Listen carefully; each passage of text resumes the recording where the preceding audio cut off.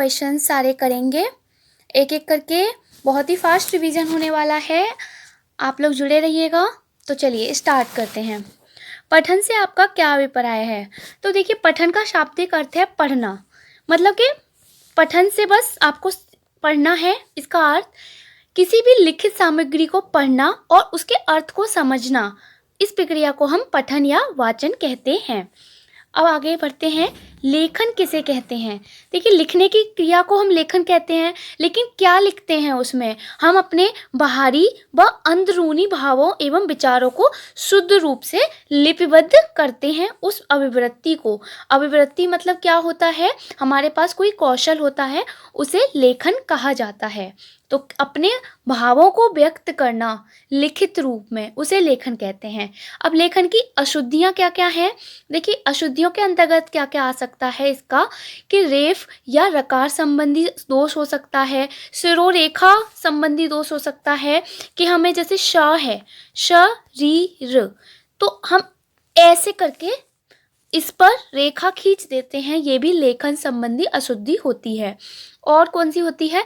अनुस्वार एवं अनुनासिक संबंधी दोष, मात्रा संबंधी दोष। देखिए, मात्रा में क्या होता है कि हम जैसे हमें लिखना है आशीर्वाद, तो ये क्या है? ये अशुद्ध है। शुद्ध क्या होगा? शुद्ध होगा हमारा आशीर्वाद। तो ये क्या है? ये मात्रा संबंधी दोष है। और वर्णों का लोप, वचन संबंधी दोष, अल्प प्राण एवं महाप्राण की अशुद्धियां आदि हैं। आगे बढ़ते हैं। आरंभिक पठन कौशल के उद्देश्यों की प्राप्ति हेतु क्या आवश्यक है? देखिए, पठन का कौशल मतलब पढ़ने का जो कौशल है वो अच्छी तरीके से हो, उसके लिए क्या आवश्यक है? शिक्षक और बालक के बीच क्या है? एक अंडरस्टैंडिंग होनी चाहिए, आत्मीय संबंध होना चाहिए, अच्छा संबंध होना चाहिए। जो टीचर पढ़ाए वो बालक अच्छे से ग्रहण करे, शांतिपूर्ण तरीके से सुने। इस तरह का सामंजस्य होना चाहिए पठन कौशल को प्राप्त करने के लिए। आगे बढ़ते हैं। पठन कौशल के बाधक तत्व कौन से हैं? पढ़ने के कौशल को सीखने के लिए कौन कौन से तत्व रुकावट लाते हैं? क्या है कि अगर आप बहुत जल्दी जल्दी पढ़ रहे हैं, अति शीघ्रता के साथ पढ़ना, अटक अटक कर बोलना, व्याकरण तत्वों के ज्ञान का अभाव, एकाग्रता का अभाव, आपका मन ही नहीं लग रहा है, आपका मन एकाग्र ही नहीं है, इधर उधर भटक रहा है, तो आप पढ़ने का कौशल नहीं प्राप्त कर पाओगे। तो ये सब बाधाएं हैं। आगे बढ़ते हैं। लेखन कौशल को प्रभावित करने वाले तत्व। देखिए, पठन कौशल और लेखन कौशल। लेखन कौशल में क्या है? लिखने की कौशलता होनी चाहिए। तो इसमें क्या है? लेखन में हम कौन कौन सी अशुद्धियां करते हैं? शिरोरेखा की उपेक्षा, शब्दों के बीच का अभाव, अक्षरों का विकृत आकार मतलब बिगड़ा हुआ, सही तरीके से ना बनाना अक्षरों को, विराम चिन्हों से संबंधित त्रुटियां, कि विराम चिन्ह हम सही तरीके से नहीं उपयोग करते हैं उनका, तो ये एक त्रुटि होती है। अनुनासिक और अनुस्वर संबंधी त्रुटियां, ये हैं हमारे लेखन कौशल को प्रभावित करने वाले दोष। आगे बढ़ते हैं। वाक्य कितने प्रकार के होते हैं? तो वाक्य देखिए 8 प्रकार के होते हैं। विधानार्थक, जैसे कि मैं जाता हूँ, ठीक है। निषेधार्थक, मैं ये काम नहीं करूँगा, मना करना। प्रश्नार्थक, जैसे क्या तुम आगरा में रहते हो, इस तरह से। आज्ञार्थक, आज्ञा मानना किसी की। संदेहार्थक, संकेतार्थक, इच्छार्थक, विस्मयार्थक वाक्य, ये सब वाक्य के प्रकार होते हैं। ओके, वर्ड किसे कहते हैं? तो वर्ड होता है जैसे क, ख, ग, ये सब वर्ड होते हैं, मतलब जिसको खंड खंड ना किया जा सके, अखंड मूल ध्वनि को ही वर्ड कहा जाता है। आगे, वाक्य के खंड कीजिए। वाक्यों को 2 भागों में बांटा जाता है, उद्देश्य और विधेय। उद्देश्य और विधेय, तो जो उद्देश्य के बारे में बताता है उसे हम कहते हैं विधेय। आगे बढ़ते हैं। विधेय किसे कहते हैं? उद्देश्य के विषय में बताने वाले सभी पद विधेय कहलाते हैं। जैसे कि जीवन के मित्र ने मुझे एक सुंदर पेन दिया, तो यहाँ उद्देश्य है जीवन के मित्र और मुझे एक सुंदर पेन दिया, ये है विधेय। अब आज्ञावाचक वाक्य को समझाइए। क्या है आज्ञावाचक? जो वाक्य आज्ञा अथवा अनुमति का बोध कराते हैं। जैसे कि बसंत तुम कक्षा से बाहर चले जाओ, इसमें क्या है? एक आज्ञा दी है। और अनुमति है, अब आप बैठ सकते हैं, तो किसी को अनुमति देना। ये होते हैं हमारे आज्ञावाचक वाक्य। आगे वर्ण कितने प्रकार के होते हैं, तो वर्ण जैसे कि क, ख, ग, जिनको खंडित नहीं किया जा सकता, ये कितने प्रकार के होते हैं, तो आपको पता है स्वर होते हैं और व्यंजन होते हैं। स्वर और व्यंजन 2 प्रकार के होते हैं वर्ण। और ध्वनि क्या है, ध्वनि भी बहुत है, क्या है इसका हिंदी भाषा में ध्वनि शब्द का अर्थ सीमित है। यहाँ ध्वनियों से हमारा तात्पर्य उन ध्वनियों से है जिनका हम अपने मुख से उच्चारण करते हैं। ठीक है, ध्वनि के प्रकार कौन कौन से होते हैं, ध्वनि के प्रकार हैं कंठ, तालु, मूर्धा, दंत, ओष्ठ, जीवा, नासिका। मतलब जो कंठ से बोला जाए, तालु, मूर्धा, दंत दांतों से, ओष्ठ होठों से बोला जाए, जीव का प्रयोग करके, नासिका नाक से बोला जाए। तो ये होते हैं ध्वनि के प्रकार। अब बलाघात क्या है, डॉक्टर भोलानाथ तिवारी के शब्दों में बलाघात मूलतः शक्ति की वह मात्रा है जिसमें ध्वनि, अक्षर, शब्द या वाक्य का उच्चारण किया जाता है और शक्ति आधिक्य के कारण ही अपेक्षातया अधिक बलाघात युक्त ध्वनि, अक्षर या शब्द आदि आसपास की अन्य ध्वनि आदियों से अधिक मुखर एवं शक्तिशाली होते हैं। आगे स्वराघात क्या है, सुर में उतार चढ़ाव होता है, तो उसमें क्या होता है कि कहीं सुर उच्च हो जाता है, कहीं मध्य हो जाता है, कहीं निम्न हो जाता है। तो स्वर से तात्पर्य स्वर तंत्रियों से उत्पन्न उस सुर या आवाज से है जो कभी नीची, कभी ऊंची, कभी सम सुनाई पड़ती है, जो स्वर तंत्रियों के तनाव पर निर्भर होती है। क्योंकि उच्चारण के समय स्वर तंत्रियों में जब अधिक तनाव होता है तब उच्च स्वर, जब कम तनाव होता है तब निम्न स्वर, और मध्यम तनाव होता है तो मध्यम स्वर निकलता है। आगे बढ़ते हैं, हिंदी ध्वनियों का वर्गीकरण। तो हिंदी में ध्वनियाँ होती हैं तो उनका वर्गीकरण किया गया है, एक तो जिह्वा के आधार पर किया गया है और एक हर्ष दीर्घ के आधार पर। तो पहले जिह्वा के आधार पर देखेंगे, संवृत, अर्धविव्रत, विव्रत और अर्धसंवृत। ओके, तो संवृत और विव्रत याद रखिए, फिर अर्धसंवृत और अर्धविव्रत याद रखिए। अब संवृत क्या है, इ, ई, उ, ऊ। अर्धविव्रत ए, औ, अ। विव्रत आ। अर्धसंवृत ए, ओ। ठीक है, हर्ष दीर्घ के आधार पर हर्ष में क्या है, अ, ई, उ, रे। दीर्घ है आ, ई, उ, ए, ओ, औ। आगे बढ़ते हैं, हर्ष स्वर किसे कहते हैं। हिंदी भाषा में उच्चारण को शुद्ध रूप प्रदान करने में स्वरों का विशेष स्थान होता है। उच्चारण में एक मात्रा का समय जहाँ होता है उसे हर्ष स्वर कहते हैं। जैसे अ, ई, उ हर्ष स्वर हैं। अब अनुनासिक स्वर क्या होते हैं, इसमें क्या होता है, इन स्वरों के उच्चारण में ध्वनि मुख के साथ साथ नासिका द्वारा नाक से भी बाहर निकलती है। इसमें क्या है, अनुनासिक में मुंह और नाक दोनों का प्रयोग होता है और इसमें चंद्रमा की बिंदी लगती है। चंद्रमा की बिंदियों पर हम अंग की बिंदी भी यूज कर सकते हैं उसकी जगह, जैसे कहीं, मैं, हैं। ये क्या है, अनुनासिक से अर्थ में अंतर पड़ता है। प्रयत्न क्या होते हैं कि ध्वनियों के उच्चारण से होने वाले यत्न को प्रयत्न कहते हैं। अब ट वर्ग में आने वाले वर्गों में ट, ठ, ड, ढ, ण वर्ग ट वर्ग में आते हैं। तो ये आपको पता होगा, एक क वर्ग होता है, एक च वर्ग होता है, क, च, ट, प वर्ग। ओके, तो ये सब वर्ग होते हैं। उसमें इन्होंने पूछा है ट वर्ग में कौन कौन से होते हैं, तो ट, ठ, ड, ण, ण वर्ग ट वर्ग में आते हैं। संयुक्त व्यंजन क्या होते हैं, संयुक्त मतलब हो गया मिलाकर बना हुआ। एक से अधिक व्यंजन एक साथ एक इकाई के रूप में आते हैं तब वे संयुक्त व्यंजन कहलाते हैं। तो अब देखिए, छ है, छ किससे मिलकर बना है, सॉरी, क प्लस षटकोण वाले श से। छ मिलकर बना है और त्र किससे मिलकर बना है? त प्लस र।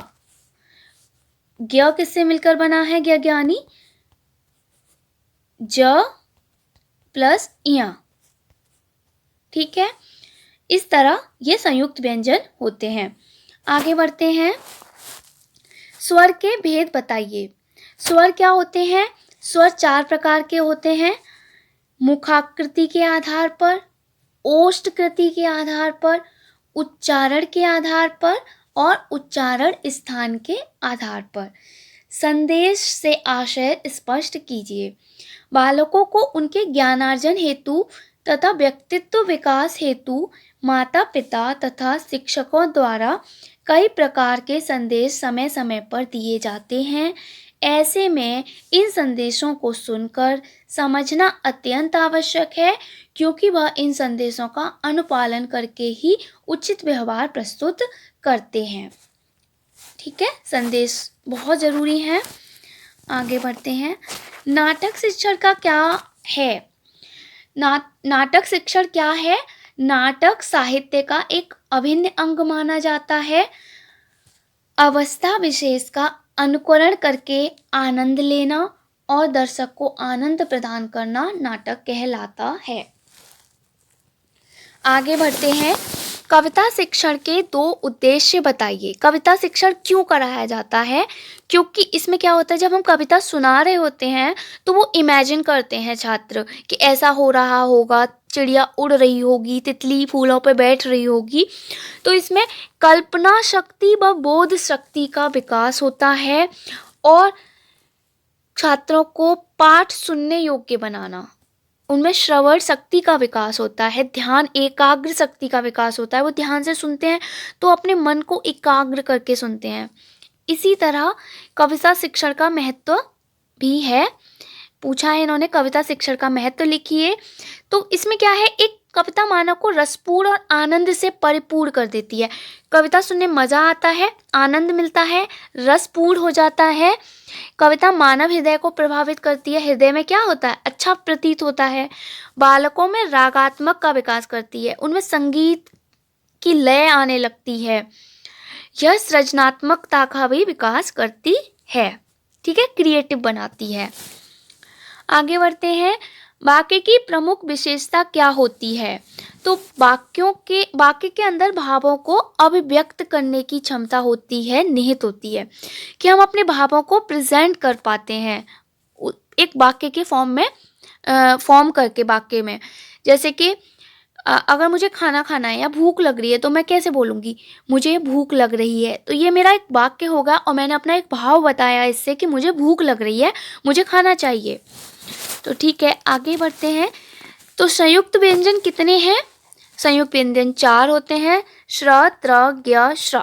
ठीक है, आगे बढ़ते हैं। च वर्ण की ध्वनियाँ कितनी हैं? च वर्ण की ध्वनियाँ है च छ ज झ इया। प वर्ण की ध्वनियाँ प फ ब भ म। अंतस्तः व्यंजन कौन से होते हैं? य र ल व। ये होते हैं हमारे अंतस्तः व्यंजन। शब्द किसे कहते हैं? शब्द जैसे कि मिठाई। ठीक है, तो ये किससे मिलकर बना है? वर्ड और अक्षरों से मिलकर बना है।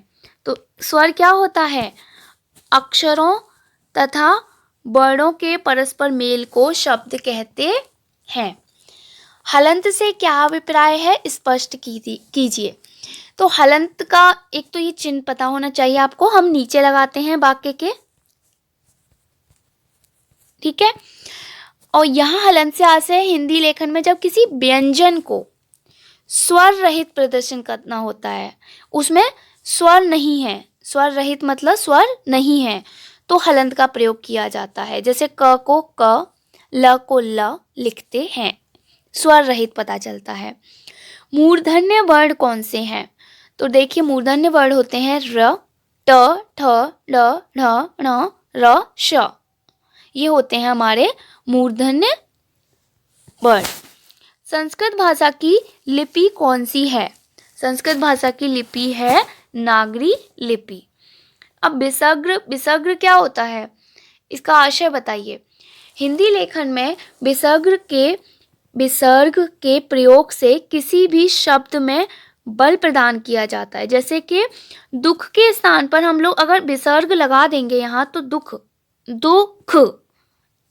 इससे क्या होता है, एक शब्द पे बल, फोर्स लगता है। आगे बढ़ते हैं। अंग्रेजी वर्णमाला में कितने स्वर होते हैं? ए ई आई ओ यू 5 होते हैं। क वर्ग में कितने वर्ण हैं? क ख ग घ ण 5 हैं। सारे वर्गों में 5-5 वर्ण हैं। स्वरों का लिखित वर्णन प्रस्तुत कीजिए। तो देखिए स्वरों का लिखित वर्णन क्या है? अ आ ई उ ऊ रे ए ओ औ। इसकी मात्राएं हैं। आ की ये होती है, छोटी ई की ये होती है, बड़ी ई की ये होती है, छोटे ऊ की, बड़े ऊ की, रे की, ए की, बड़ी ए की, ओ की और बड़े ओ की। तो ये मात्राएं हैं और स्वर हैं। अब ध्वनि को लिपिबद्ध करने का अभ्यास कराने हेतु आवश्यक क्रियाओं का वर्णन कीजिए। ध्वनि को लिपिबद्ध कराने हेतु क्रियाएं ये हैं। क्या है लिपिबद्ध कराने के लिए? वर्णाकृति का ज्ञान होने पर ही बच्चों को लिखना सिखाना चाहिए। लिपियों में अंतर करने का ज्ञान होने पर ही अभ्यास करना चाहिए। बालक जब शब्द चित्रों को पहचान कर वर्णों की ध्वनियों के अंतर को समझ जाता है तभी अभ्यास कराना चाहिए। चित्र दर्शन व शब्द पठन का ज्ञान होने पर भी अभ्यास करना चाहिए। आगे बढ़ते हैं। अल्प विराम चिन्ह बताइए। अल्प विराम क्या होता है? हमें थोड़ी देर के लिए रुकना होता है बीच में, तो हम अल्प विराम लगा देते हैं। इसका चिन्ह होता है कॉमा। और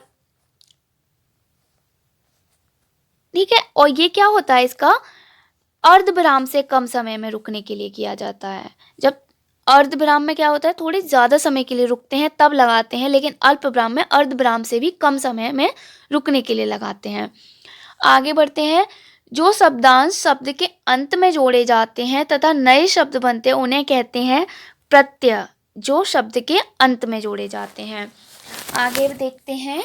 निर्देशक चिन्ह का वर्णन कीजिए। तो निर्देशक चिन्ह को हम क्या बोलते हैं? डैश, इसके रूप में प्रयोग किया जाता है। और जैसे कि यथा, तो यहाँ हमने डैश लगाया। विनोद ने पूछा, यहाँ डैश लगाया।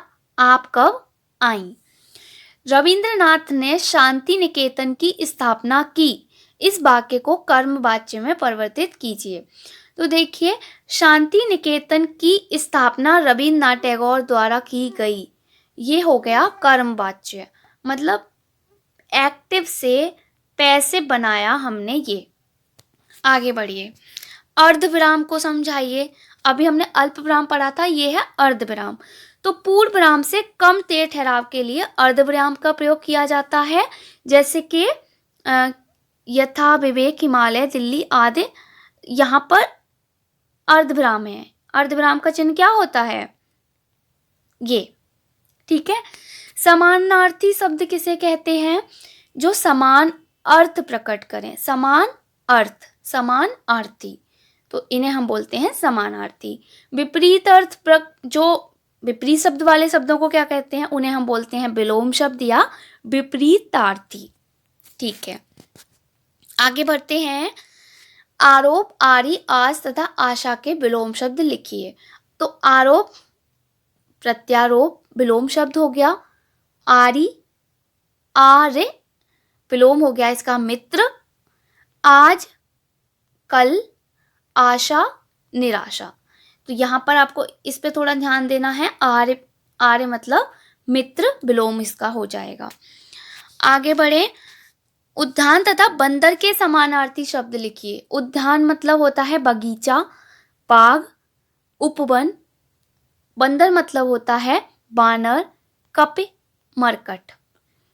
अब देखिए, श्रुतलेख के लाभ बताइए। श्रुतलेख माने क्या होता है? सुनकर लिखना। टीचर बोलती हैं, आप लिखते हो, बच्चे लिखते हैं। तो इसके लाभ क्या हैं? इसमें क्या होता है? एक तो सुनने की प्रक्रिया में सुधार होता है, श्रवण प्रक्रिया में सुधार होता है, और जो लेखन सामग्री का विभाजन करना सीख जाते हैं। ठीक है। और विराम चिन्ह आदि लगाना सीख जाते हैं। कि जैसे मैं आपको कोई कहानी लिखने को बोलूँ और मैं बोलूँ उसमें, तो मैं जहाँ जहाँ रुकूंगी वहाँ कौन सा आपको विराम लगाना है, अर्ध विराम, अल्प विराम, पूर्ण विराम कहाँ लगाना है, ये सब आप सीख जाते हो। आगे बढ़ते हैं। शुद्ध, सुडौल एवं आकर्षक लेखन के अभ्यास हेतु किसी एक विधि का वर्णन कीजिए। तो बहुत ही अच्छा लेख लिखना है आपको, तो इसकी विधि है चित्र विधि। इस विधि में वर्ड से प्रभावित होने वाली वस्तु का चित्र बनाया जाता है। जैसे कि क के लिए हम क्या बनाएंगे, कलम। ग के लिए बना देंगे हम गमला। घ के लिए घड़ा। प के लिए पंखा। त के लिए तराजू। च के लिए चक्की आदि।